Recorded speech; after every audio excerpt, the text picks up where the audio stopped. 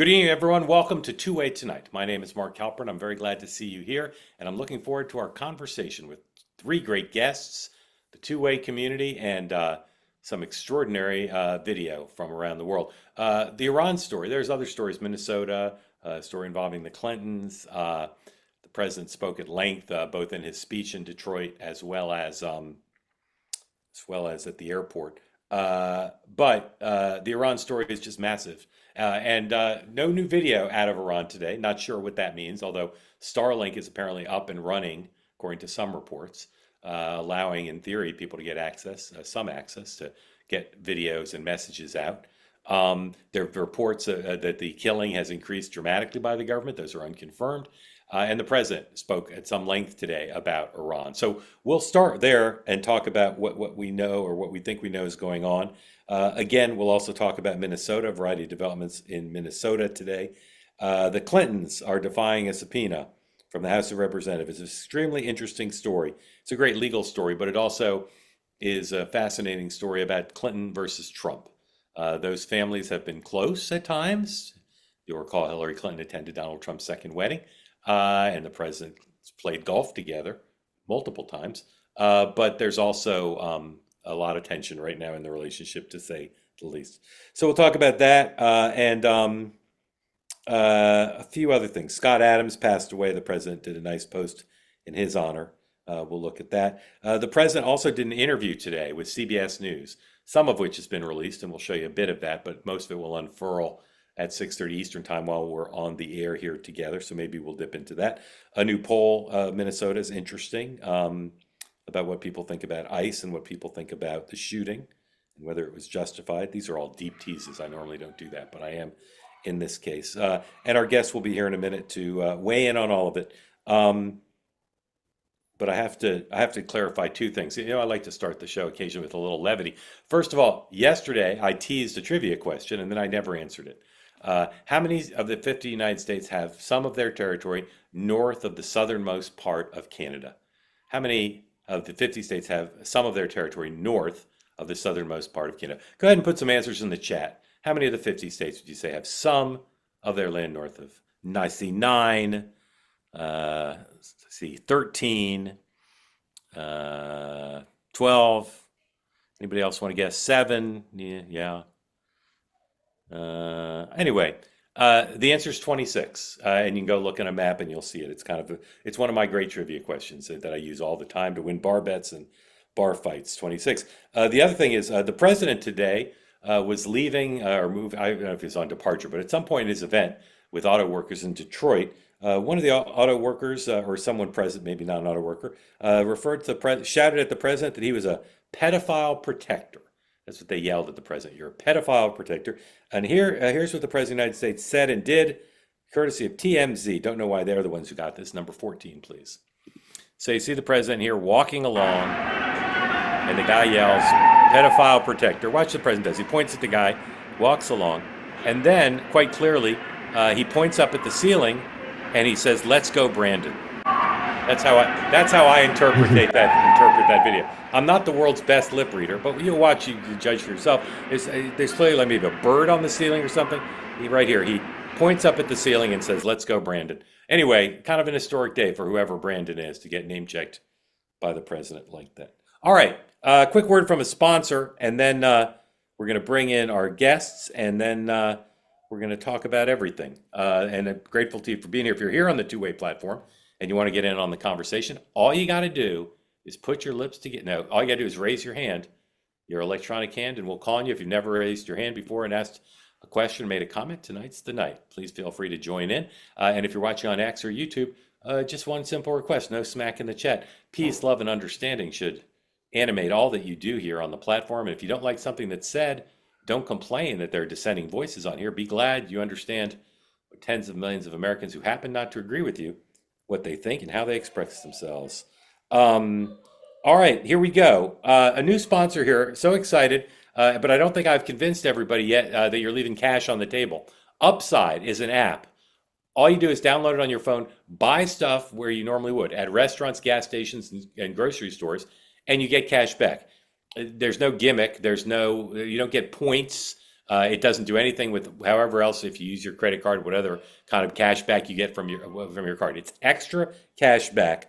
And they've given away over $1 billion, $1 million every week to folks. And you might think, well, Mark, the app must cost money, right? To download the app must be some sort of fee. No, there's no gimmick here. There's no catch. Just download the app that's free. Upside. It's called Upside. Just put in Upside in your search in your app store and download the free Upside app. Put in the promo code two-way, and you get an extra 25 cents back for every gallon on your first tank of gas that you buy using it. So there's some extra. But again, every one of these purchases, you'll go on and you'll see. It'll show your location. It'll tell you all the places in your own neighborhood where you can do this. It's quite something. I'm using it now. You should too. Again, Upside. Go to Upside, download the app, and I'm ready for people to start to tell me how crazily delicious it is. Ladies and gentlemen, Melissa DeRosa joins us this evening, Democratic strategist from the Empire State. You're originally from upstate New York. Is that where you hail from? Originally from upstate New York. What's it like upstate? I've never been there. Cold. Cold. All right. And what kind of Democrat are you? Moderate? Radical? I am a Democrat who used to be viewed as very far to the left, liberal. I worked for Obama. I worked for Nydia Velázquez, and somewhere along the way I became a moderate. And some people say that I now speak more like a moderate Republican than a moderate Democrat, but I'm not giving up on the party. So I'm still a Democrat, but I'm certainly a moderate Democrat in 2025 standards. All right. And Melissa DeRosa wrote a book about her time working for Governor Cuomo during COVID. What's that book called, Melissa? What's Left Unsaid, What's Left Unsaid? Center of Power, Politics, and Crisis. I recommend it to you. It's a great book. It's really well written. It tells the story of COVID in a way you've never heard, and demonstrates that she's like a young, I don't know, Dickens something. Anyway, thank you for being here. And Mark Bednar is here. Mark, Happy New Year to you. Thank you for being here. Tell us the titles of some of the books you've written. Well, Mark, I'm writing the book right now. Milwaukee Brewers season starting in January 2026. Yeah. Football season no longer exists, so it Right. is now baseball season. Pitchers and catchers. Reporting soon. That was the most cruel home field advantage I'd ever seen. There was no way the Packers could win against those thugs, those Chicago thugs in the stands. That's my view of the game. Anyway, my condolences to you. Very sad to have to go through that. In any event, let's talk about Iran. Here is the President of the United States today. Hold on, I'm just trying to figure out which of the two sound bites we're going to play first. This is the President of the United States today talking to the Iranian people during his economic address in Detroit. Number 9, please. All Iranian patriots, keep protesting, take over your institutions if possible, and save the name of the killers and the abusers that are abusing you. You're being very badly abused. If the numbers are right, now I hear 5 different sets of numbers. I hear numbers, look, 1 death is too much. But I hear much lower numbers, and then I hear much higher numbers. But I say save their names because they'll pay a very big price. And I've canceled all meetings with the Iranian officials until the senseless killing of protesters stops. And all I say to them is help is on its way. You saw that I put tariffs on anybody doing business with Iran. Just went into effect today. And I say make Iran great again. You know, it was a great country until these monsters came in and took it over. Report today that Steve Witkoff had a secret meeting with the Shah's son, who's a leader in exile of the people.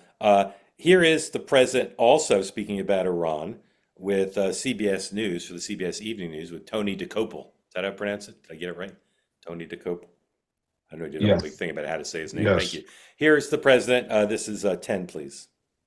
We're hearing that they're going to start hanging protesters tomorrow. So it comes back to the question, have they crossed your red line or has the line moved? I haven't heard about the hanging. If they hang them, you're going to see some things that I don't know what where you come from and what your thought process is, but you'll perhaps be very happy. What do you mean by that? We will take very strong action. If they do such a thing, we will take very strong action. And this strong action you're talking about, what's the end game? The end game is to win. I like winning. How do you define that in Iran? Well, let's define it in Venezuela. Let's define it with al-Baghdadi. He was wiped out. let's define it with Soleimani, and let's define it in Iran, where he wiped out their Iran nuclear threat in a period of about 15 minutes once the B-2s got there. And that was a complete obliteration, as it turns out, which is what I said initially. Then some questioned it, and they said, Trump was right. So we've been right about everything. We don't want to see what's happening in Iran happen. And, if they want to have protests, that's one thing. When they start killing thousands of people, and now you're telling me about hanging, we'll see how that works out for them. It's not going to work out good.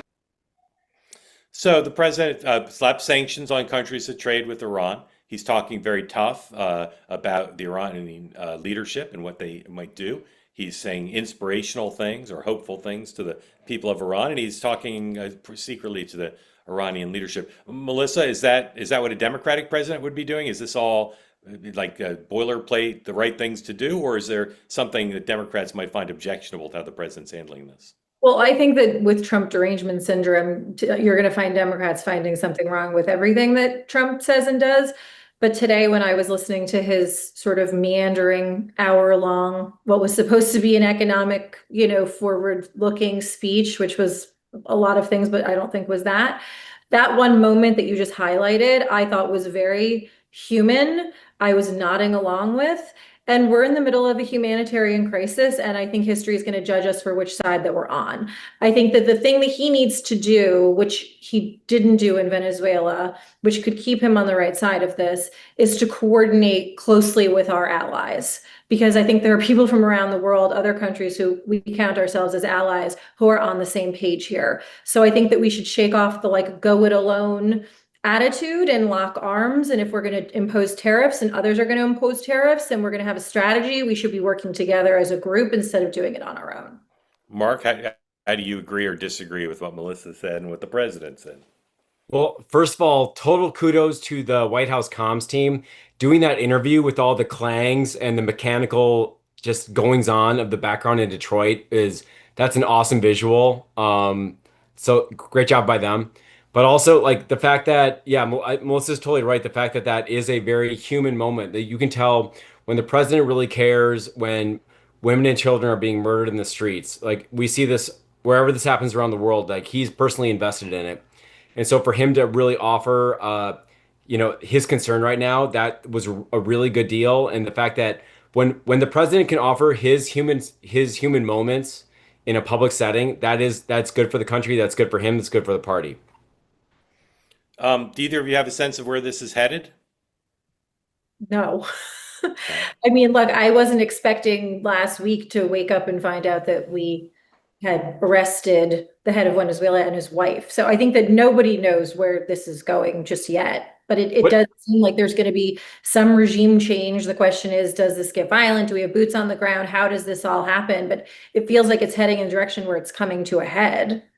There'll be no boots on the ground, I promise. Yeah, there won't be. But what's impressive and encouraging, and just there's a lot of oomph to it, is the fact that President Trump, he offers little breadcrumbs about what is going to happen. The mere fact that he compared what's happening now in Iran to the outcome of Soleimani, that's super interesting. And I think we need to pay attention to that. We need to take that very seriously. Yeah. Let me ask you a question I got asked today, and I confess I didn't have an answer from a member of the community. We talk about the president saying, well, we'll strike Iran if they cross the line. Why aren't these strikes a joint operation with NATO, the Saudis, maybe not the Israelis, but maybe the Israelis? Why is this a U.S. operation as opposed to a multilateral operation? Well, that's a good question. That's what I'm saying. I think that the thing he could do here that he hasn't done in other places is actually lock arms with like-minded allies. And I think that there is an opportunity here for a group of us to come together and deal with this problem and not just go it. But specifically on some sort of retaliatory strike or strike meant to decapitate some of their capability.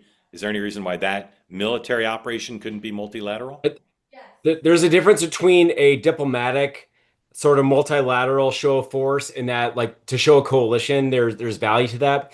Militarily, the Saudis or the Europeans collectively, they can't hold a candle to our capabilities. And the fact that with our previous Iranian strike in the summer, like that show we are steps far and away beyond better than and more capable of a strike. And from a trustworthy standpoint, if we can do it on our own, why should we not? At least from a military perspective. From a diplomatic and rebuilding or coalescing around like a common theme, of course that is a multilateral, multi-nation, everyone. But Right.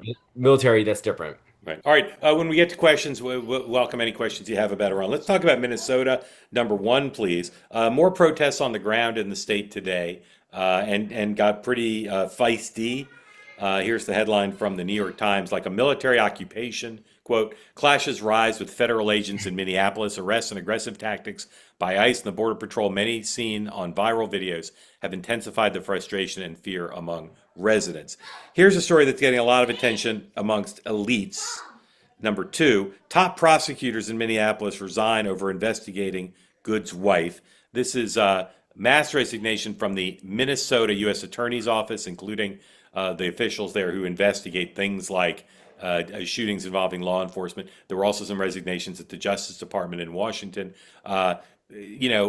Sometimes they explain why they're leaving, sometimes they don't. The Justice Department leadership is playing this down, but there are resignations, and these are not huge offices. So if 3, 4, 5, or in this case it says 6 attorneys leave the U.S. Attorney's Office, that's a significant. And the people in Minnesota are saying, including A.B. Klobuchar, who's been relatively quiet since the crisis began, are saying this is a real blow to safety and law enforcement in Minnesota. Here's the Quinnipiac poll, one of the first surveys we've seen from a respected polling operation about the shooting. Majority of voters think fatal shooting of Minneapolis woman by ICE agent was not justified, and 57% disapprove of the way ICE is enforcing. As you all know, in our 50-50 nation, anything that gets a majority, including 57%, is significant.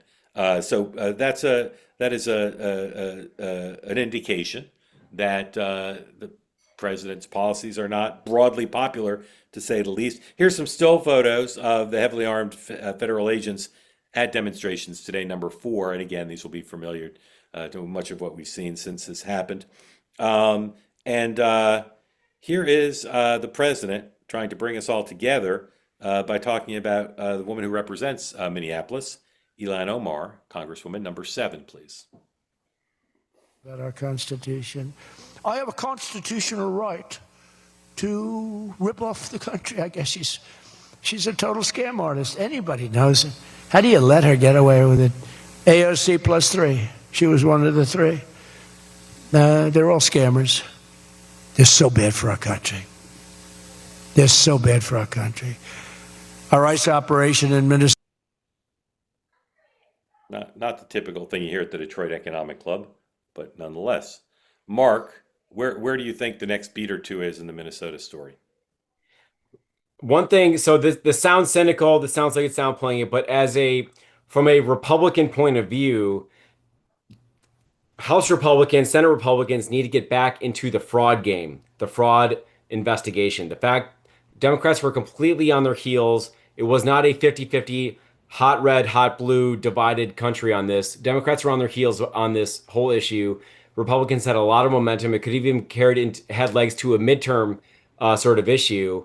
And instead, we're now bogged down in this. That being said, like it's pretty clear that ICE is going to continue to do their work in big blue cities.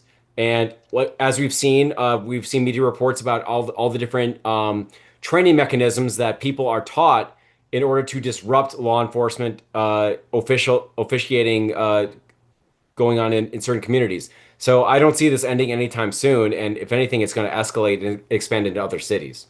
Melissa, where we So, headed?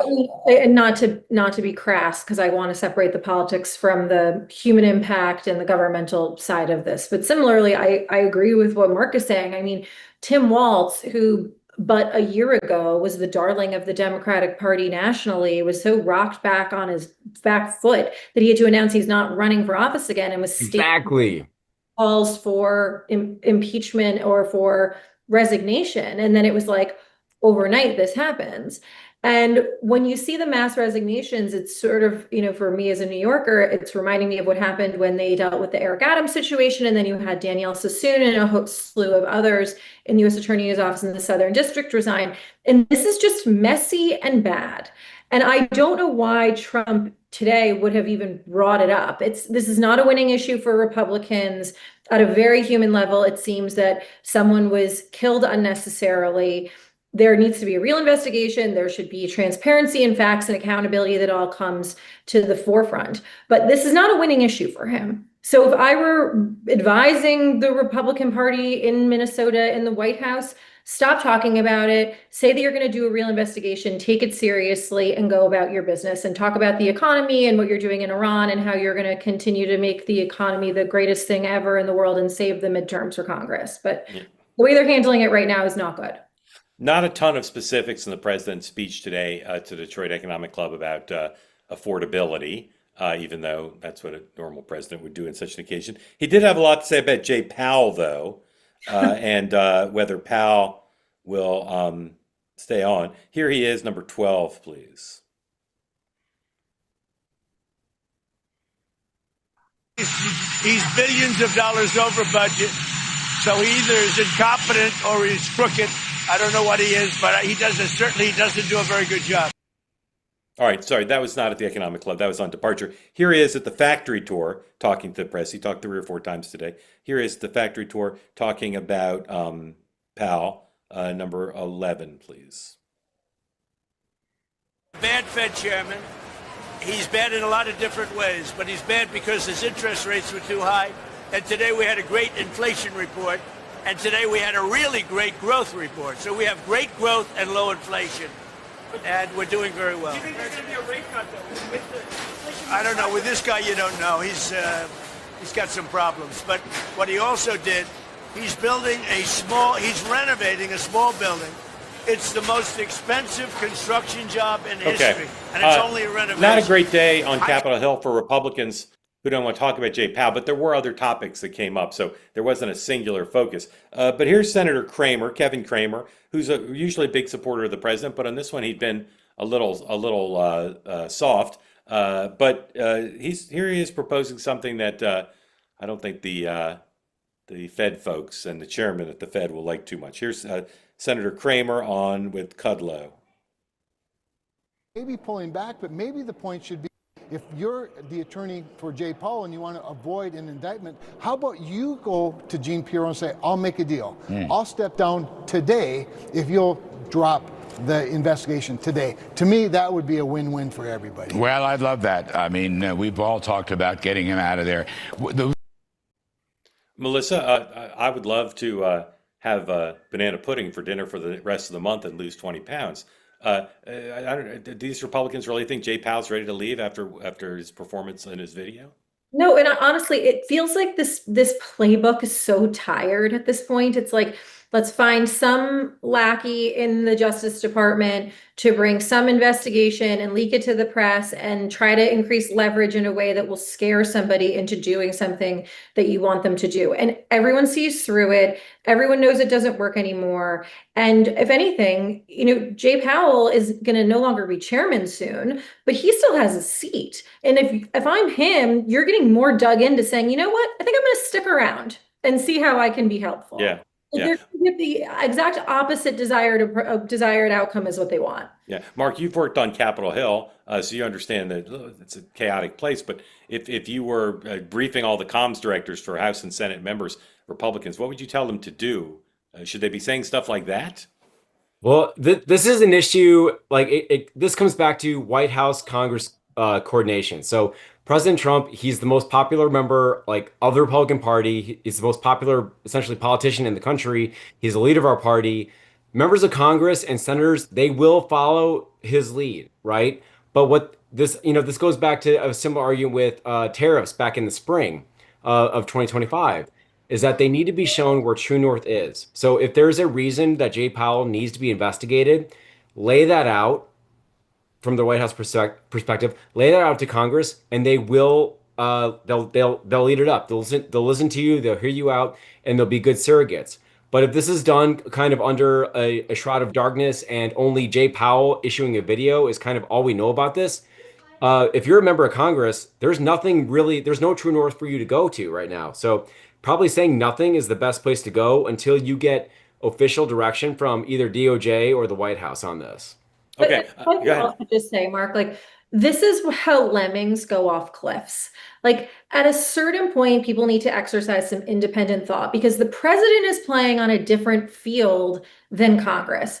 The president isn't up for re-election again. This is the end for him. He's going to do what he wants to do and leave it all on the field. And so he is a different calculus. These members of Congress have to get reelected if they want to keep their razor thin majority, which in every passing day it feels is less and less likely. So if I were them, I would just shut up and say nothing and be like, this is the president's fight. We don't need to get involved. We don't have to carry this water. We're going to go over here and talk about what we're going to do to make healthcare more affordable for seniors and what matters in my district, and somehow try to flip the narrative on the Democrats on the affordability argument and try to keep your seats. But if the DOJ knows something that everyone else does not, it's really important to articulate that over to Congress so that you have automatically 270 surrogates who can go out and spread your message and create the argument. Yes, if backed into a corner and you have to. Otherwise, just shut up. And if you've got a good comms director and you're speaking to Fox Business and says, what are the subjects you want to talk about today? And they say, we want to ask about this DOJ investigation allegedly into the Fed chair and trying to get him to step down because we're going to indict him on lying to Congress, like maybe take a pass today. That's all. Yeah. All right. 3 more quick topics and then to your question. So please raise your hand if you want to get in on the conversation. As I mentioned earlier, Scott Adams, the cartoonist, commentator, influencer, the president called him, passed away. Here's the president's Truth Social post about Scott Adams. I had a little bit of interaction with the guy over the years, and he's definitely a bright guy. I'll say that. I didn't know him well enough to have much of a view, except I know he's a bright guy. This number 20, please. Sadly, the great influencer Scott Adams has passed away. The president wrote, he was a fantastic guy who liked and respected me when I wasn't fashionable to do so. He bravely fought a long battle against a terrible disease. My condolences go to his family. God bless you, Scott. All right. The Clintons sent 2 extraordinary letters to Chairman Comer today. If you haven't read them, I recommend them to you. They're like from an Aaron Sorkin script.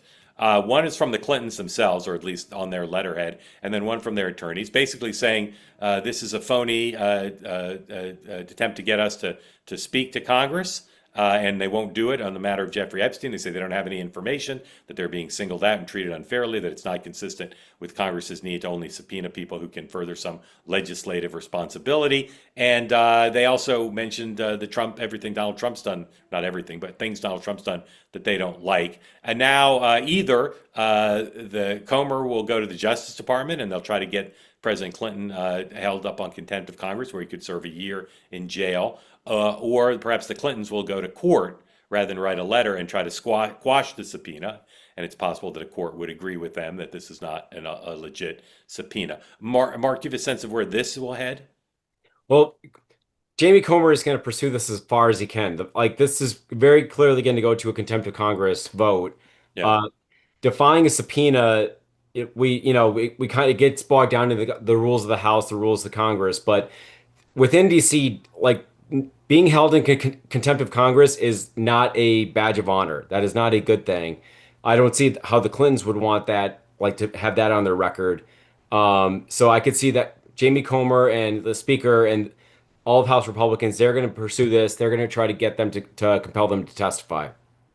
Yeah. Of course, the Democrats for contempt of Congress put Steve Bannon and what's his name? Peter Navarro in jail. And for the record, some Republicans voted in support of those motions too. And that's right. That. And President Clinton is a former president. So there are some elements of the law that treat former presidents differently, as the Clintons' lawyers pointed out in their letter. We've never had a president compelled to testify before Congress. Gerald Ford did voluntarily, but that's a separation of powers issue of former presidents, not just current presidents. This could play out slowly, as most of these things typically do, but it could also play out very quickly. Melissa, the Clintons have lawyered up. One of the lawyers they hired used to work for Comer in the committee. They also have David Kendall, who's been their lawyer for 25 years or something. Do you anticipate this coming to a head in some way, or being negotiated as some sort of deal? No, I mean, I think it'll get dragged out and I think it'll end up coming to a head. Because I agree that I think that Congress views this as a winning issue for them. It's a way to keep the Epstein issue about Bill Clinton and Democrats and Trump or Melania or whatever else people are surmising based on the redactions.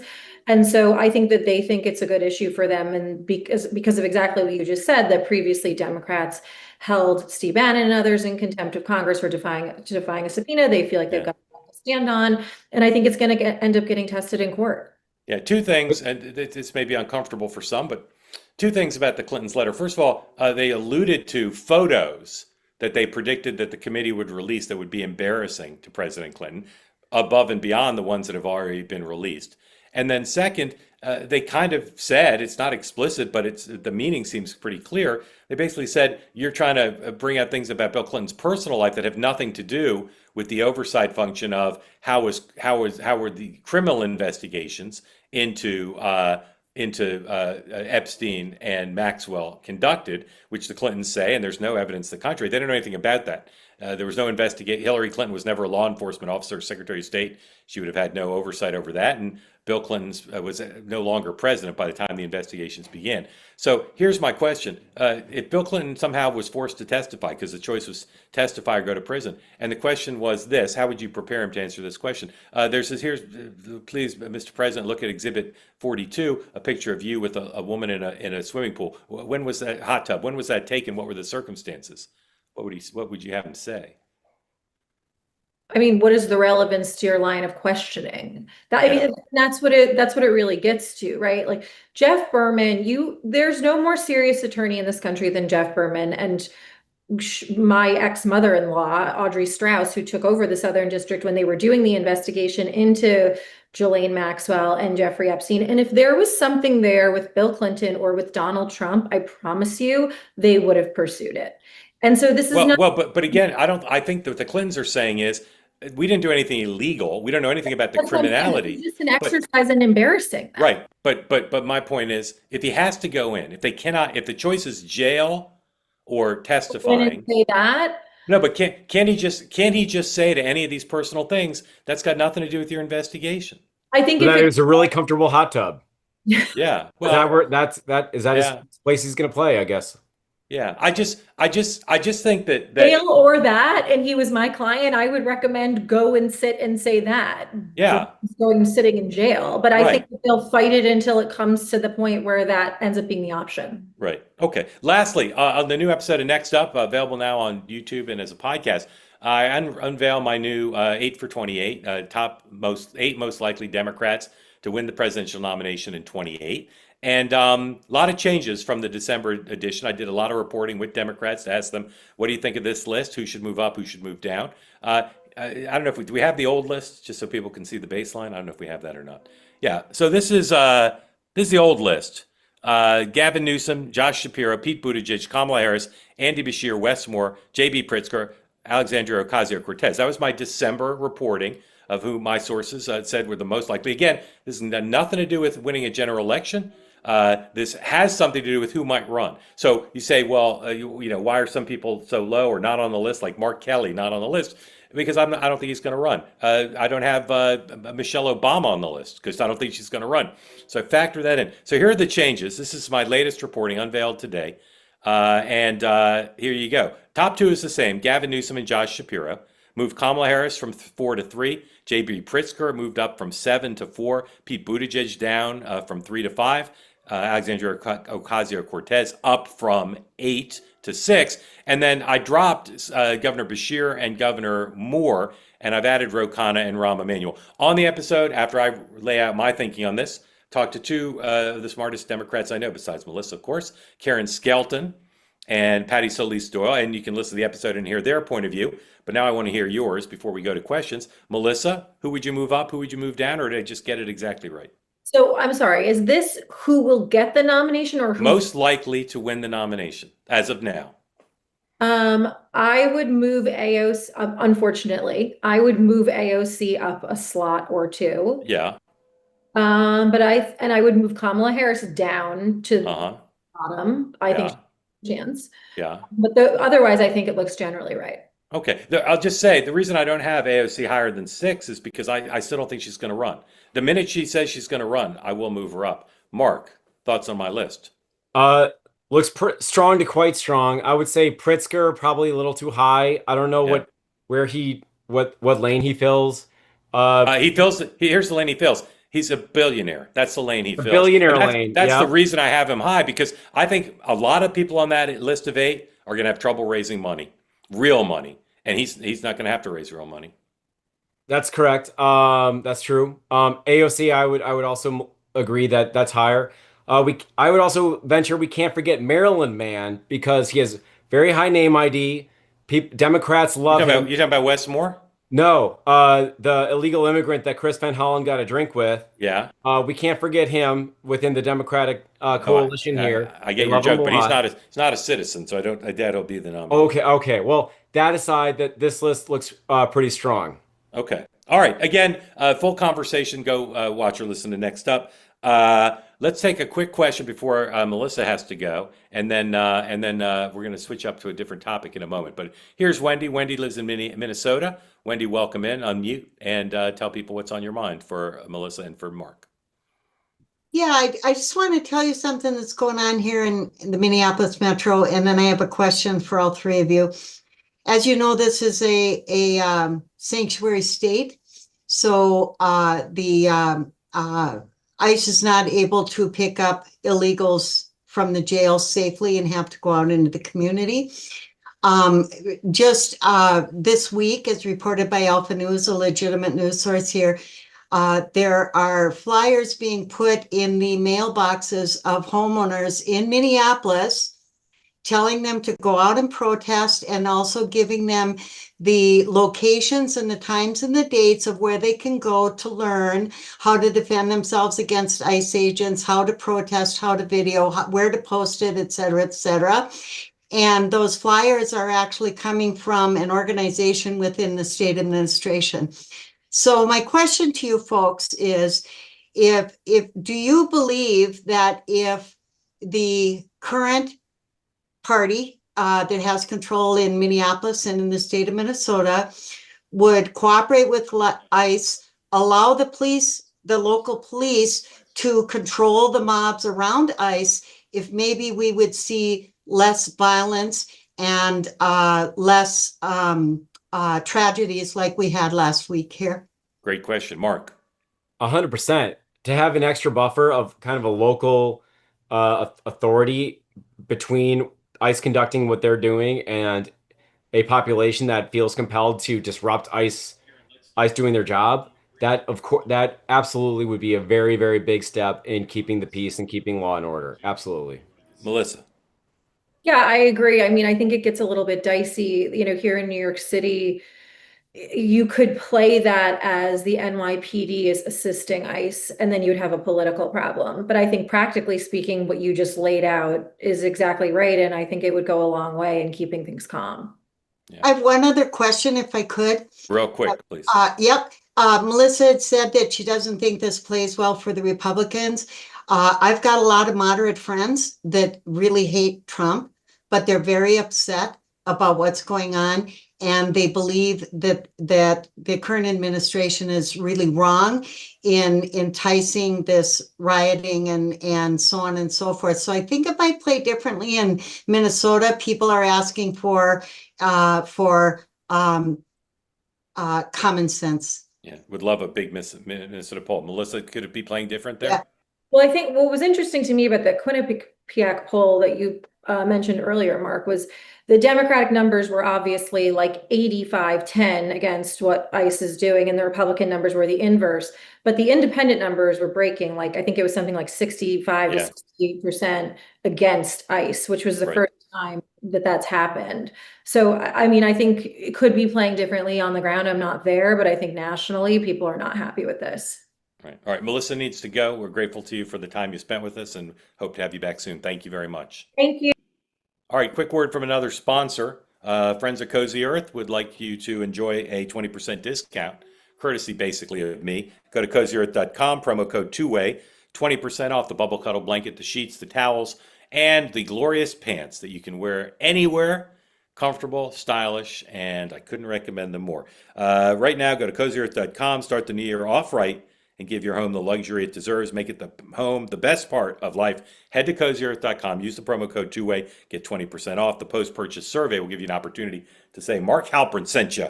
And again, this applies to everything on the site, the bubble cuddle blanket, the luxurious sheets. Right now, they've got a Baja bedding set. It's their first collection to have a complete matching set. Everything you could imagine buying to make it to a part of your bedroom. Reversible design, premium fabric, timeless colorways. Perfect set to create your own resort-inspired haven at home. Who wouldn't want that? Luxury bath towels, the bubble cuddle blanket. Lose yourself in the luxury of that thingy. Again, go to cozyearth.com, promo code two-way for 20% off. Refresh your routines with comfort that makes every day feel like a new year. All right, here we go. Anthony, welcome in.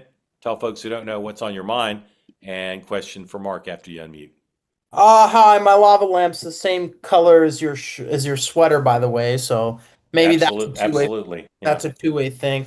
So my thing, I have a question. It's not necessarily related to this thing. It's about well, it actually sort of is. So my dad was a law enforcement officer. He's no longer with us, but I think the ICE thing, I think both sides were in the wrong. I don't think the woman, I'm tired of hearing the domestic terrorist stuff. I think that's just wrong. She wasn't a domestic terrorist. But I also think the ICE officer was sort of in the wrong by shooting her. But I think this situation shouldn't have happened, because I think, for me, I was taught that even if the cop's being an asshole or whatever, you get out of the car. And I don't know what was going inside of her head. I think it's possible she panicked. But I think the solution to this really is if the guys stop wearing masks. I understand they're not worried, they're getting worried about getting doxxed. But I think when you see a human face, it's easier to talk to someone rather than wearing a mask where you can't see them. Yeah. That's All right. just A lot of great points. Mark, Anthony raised about 10 different things. Love to hear you comment. Yeah, Anthony, I guess two questions. One, do you think if they were to not wear masks that protesters would not be so rabid and vigilant? Well, not necessarily the protest, but it would be easier to talk to them. If I was talking to them, because it's okay, I don't know if you're actually, because there's been people been caught pretending to be ICE, where if I wore a mask like this and I said I'm ICE, I think it would be hard to tell if someone thought I was actually ICE or not. Well, the Carhartt logo gives you away as not. However, another question would be, Anthony, what role do you think local police officers should play in Minnesota or other localities? Would there be value in them being there to kind of as an intermediary? Yeah, I think that would be a better solution, because in red states you don't see this, and I'm in California, so I would say, yeah, probably. I think the cops should work with them, because then there wouldn't be this issue of the protesters versus ICE and stuff. Yeah. All right. Anthony, grateful to you. Thank you for that. You raised a lot of really good questions. Another quick sponsor, and then we're going to switch gears a little bit. Stand by.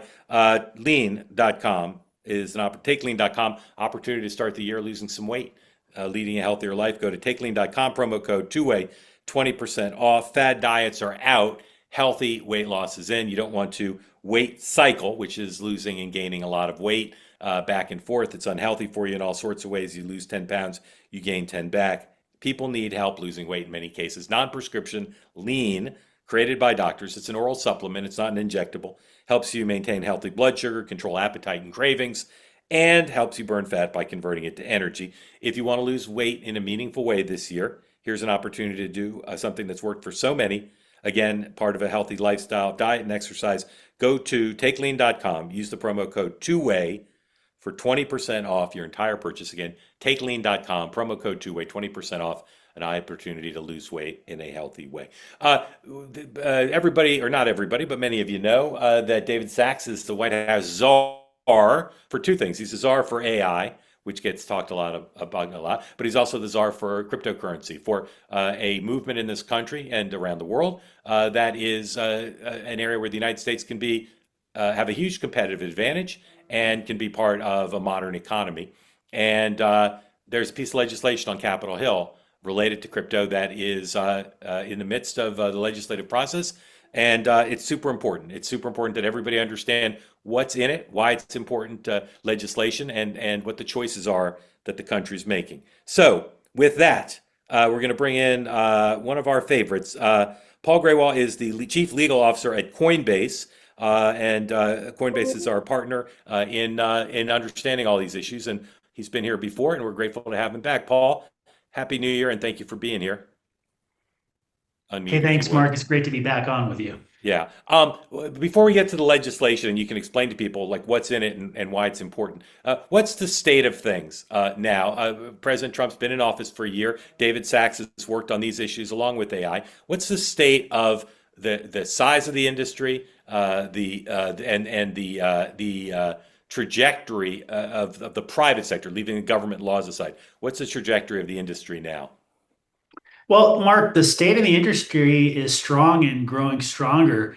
Crypto is now a multi-trillion-dollar asset class. You have thousands and thousands of Americans working in the industry. You have well over 50 million Americans who have bought or sold a crypto asset of one type or one stripe at this point. And so even though under the prior administration, there was a concerted effort to drive this asset class and this industry either underground or out of existence entirely, in many ways, the industry is as strong as it's ever been and looking to get even stronger with new legislation. Okay, so tell people what's in this legislation. Tell me if I'm right about this. It's the Senate's working on a version of a bill already passed by the House, right? Exactly. Yeah. So what's in it? Why is it important for the country to debate the ideas that are in it that would affect your industry? Well, it's important because Congress has done a fair amount of very productive work on establishing rules for crypto. That work remains unfinished and needs to be completed. Last year, Congress passed legislation on a particular type of cryptocurrency called a stable coin.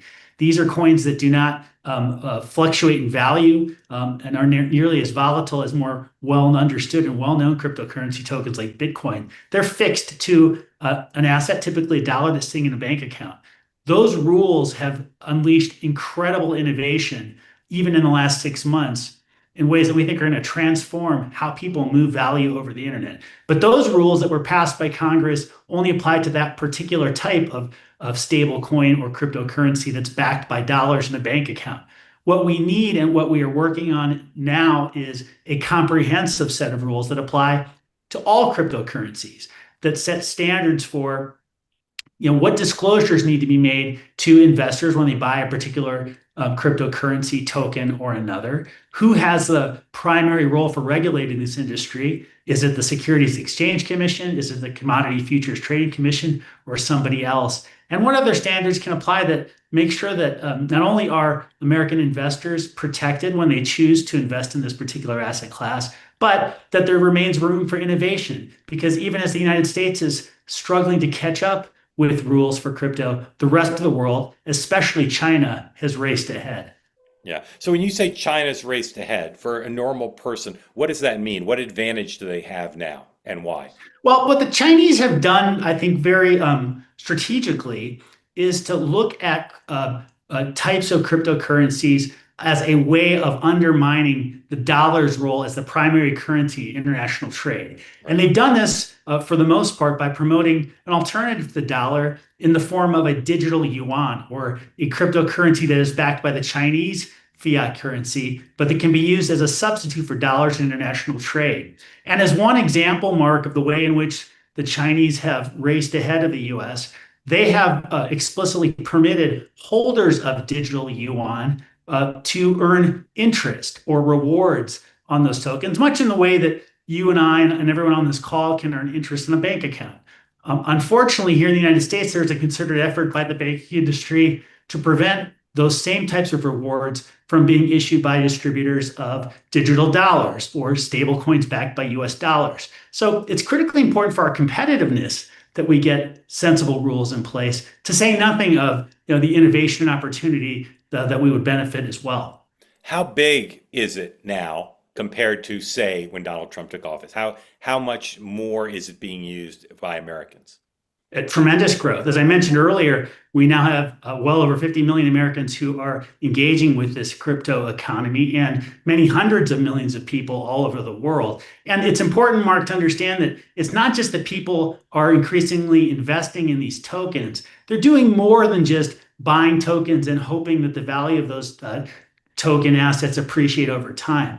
You're now seeing in the United States new products and services that allow people to borrow using cryptocurrency tokens, lend those cryptocurrency tokens in order to earn a return on them in much the same way as you earn a return by putting deposits into bank accounts or purchase stocks and bonds with the hope of appreciation. And so the products and services that go beyond simply just investment, I think, are as an important part of the story as anything else. And that is only increasing with time as we see more and more Americans embrace this alternative traditional financial system. So 50 million now, what would you project it to be in a year?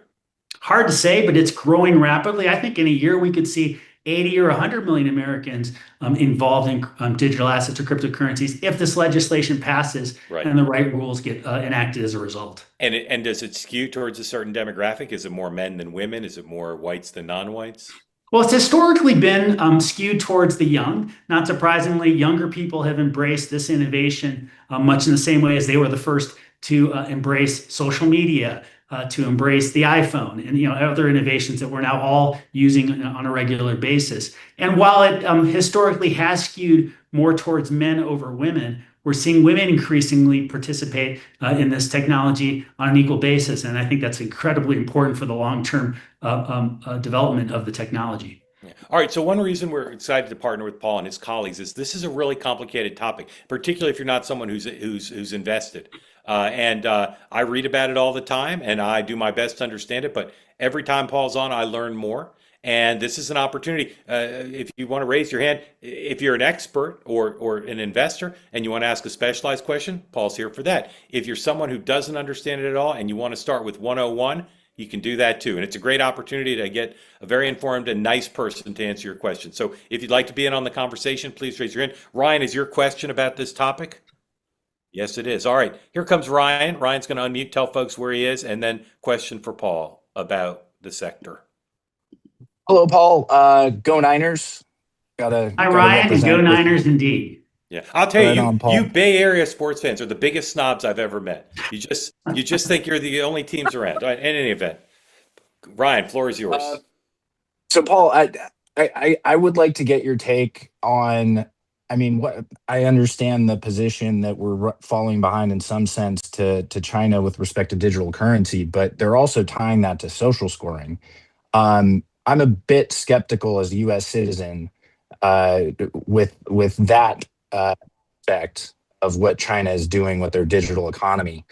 I also would like to hear your take on the idea of meme coins. I mean, rug pulling is now a derogatory term that is in the crypto space, and it's been proven that there are many people that have lost a lot of money in these situations. And how do you see the evolution of the crypto economy moving forward with this dynamic that we're seeing in the market today?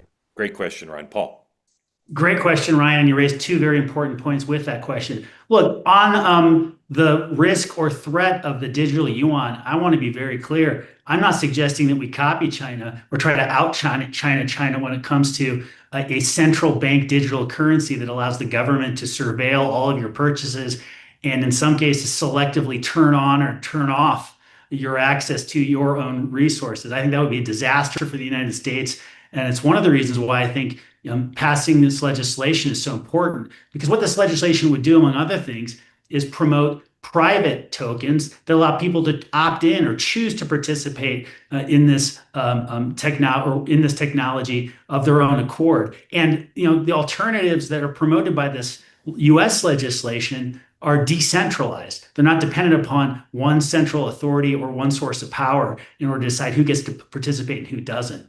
On meme coins and the risks to consumers, Ryan, I think this is actually an argument that weighs in favor of getting legislation passed soon. In fact, the sooner the better, because right now, as things stand, the fraudsters, the scammers, they are able to operate in certain parts of the internet without a lot of oversight or any recourse for when they conduct these types of frauds.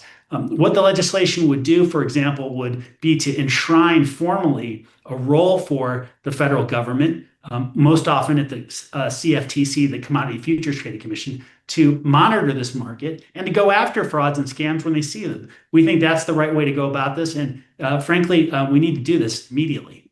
Okay. Ryan, grateful to you. Thank you for the great question. Another great question, I guarantee it, coming from America's most handsome grandpa, Chris Taylor. Chris Taylor, Happy New Year. Thank you for being here. Thank you. Appreciate it. So I do not follow crypto that much. The one piece that has always stuck out to me is something about blockchain being inherently a bottleneck. I'm just wondering if that is an issue and if it's getting solved. Yeah. Paul, explain the question first and then answer it if you would. Sure. Well, Chris, when you refer to blockchains potentially being a bottleneck, you can refer to it. You could be referring to any number of different concerns. I take from the thrust of your question, you're worried about, for example, energy consumption or usage arising from blockchains. Or are you more worried about a central authority having a say over what transactions are permitted? So I understand like investing, or even my local private school takes donations. In other words, for investing for certain transactions, it's fast enough, but to write, like the whole process of of keeping it, I guess authoritative, like however that function works, it just, that process takes so long. It's hard to do that quick enough for buying a candy bar or something like that. Well, you're right. So you're referring to the potential bottleneck on these networks themselves and the speed with which we can validate that a transaction's invalid so they can be processed. Look, there are actually many ways in which blockchains, which are the fundamental technology that support cryptocurrencies, are faster and settle transactions much more efficiently than traditional payment systems. For example, when you or I have to transfer money using the traditional wire system, it can often take a day or two or more for the bank to formally settle that transaction in a way that would make it utterly impractical for day-to-day or more regular payments. Many cryptocurrencies are built on blockchains that can actually settle not just short of 2 days, but short of 2 minutes and even 2 seconds. And I think once we allow this industry and this technology to flourish by virtue of having a clear set of rules and certainty on what those rules are going to look like, you're going to see even more investment and capital being put to use and put to work on improving those settlement times and efficiencies in ways that are going to get that even further and further down. Okay, just one last quick comment. Being an advocate of nuclear energy and these big data centers that are going in, I guess maybe I should be for cryptocurrency. Yeah. Supply and demand. I would suggest you should be. Yeah. Thank you. Very grateful to you, Chris. Paul, if people want to start with the equivalent of Crypto 101, what's something you'd recommend they read, a book or website, or where can people start to read and understand it? The original crypto was first disclosed to the wider public in a white paper written by an unknown author named Satoshi Nakamoto. This is called the Bitcoin White Paper. It's a handful of pages. I think it's 7 or 8 pages, Mark, written in plain English. I actually suggest people go read that because it really does lay out the fundamental idea that we need an alternative to the current system and how it could operate in a way that wouldn't depend upon a central bank or a central government to process payments. So that's one place I would start.